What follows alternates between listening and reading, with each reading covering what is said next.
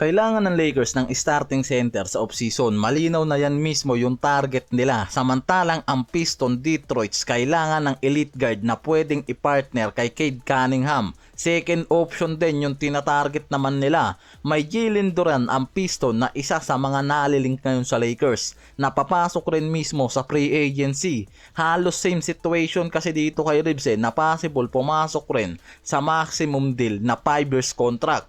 Kaya malaking commitment yung inaasahan sa mga to next season.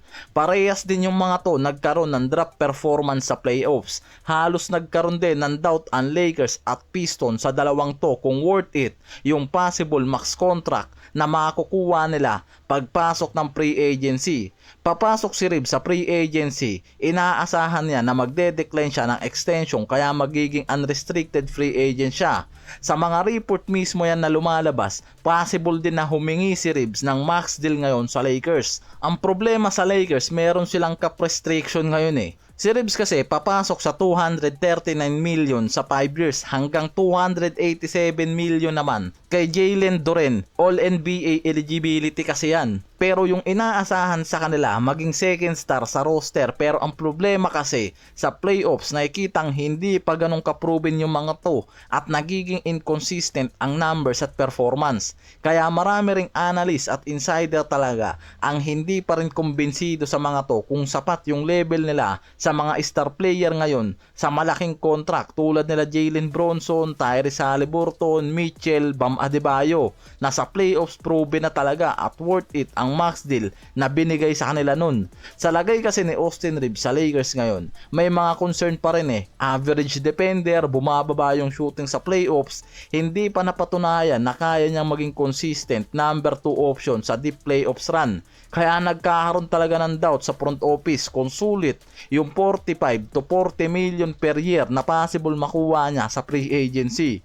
Yung concern naman ng Piston kay Jalen Duren sa starting center, nag-umpisa yan sa malaking playoff drop-off niya. Hindi pa elite rim protector, walang outside shooting pa. Hindi pa kayang dominahin nga raw nito yung playoff series kontra sa mga proven frontcourt. Kaya may ilang analyst na mas naniniwalang around 175 million to 200 million lang ang mas makatwirang value kaysa sa buong 287 million max contract niya sa 5 years Kaya maraming NBA analyst ang nagsasabing kailangan muna nilang patunayan at panatilihin yung regular season level nila kapag postseason na bago masabing worth it sila sa buong 5 years maximum contract Kaya dyan din mismo nabubuo yung mga idea na kung magkakaroon ng complication nga raw ang Lakers at Pistons sa possible max deal ng dalawang to at hindi nila mabigayan, possible mag-explore man itong si Reeves at itong si Duren sa free agency na pwedeng ang hindi hayaan niya ng dalawang team dahil mawawala si Reeves at itong si Duren ng libre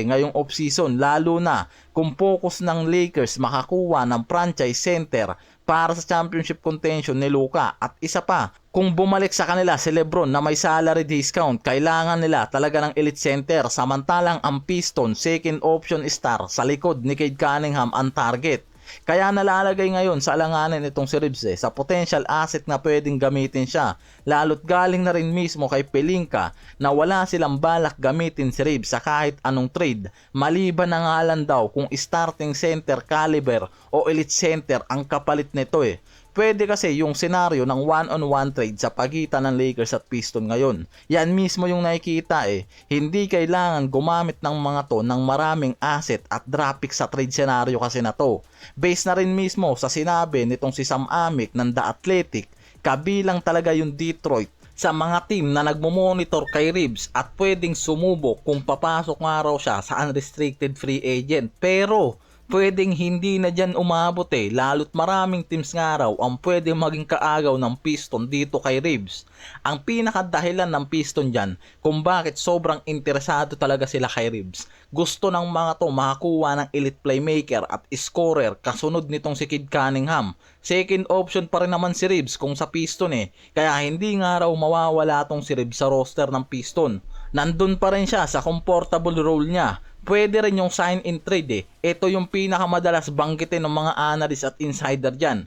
Pagkatapos pumirma ng bagong contract itong si Reeves at Duren, pwede silang i-trade sa ilalim ng sign-in trade framework kung parehas magkaroon ng agreement ang Piston at Lakers. Dyan magkakasundo at possible mangyari talaga yung one-on-one trade na to.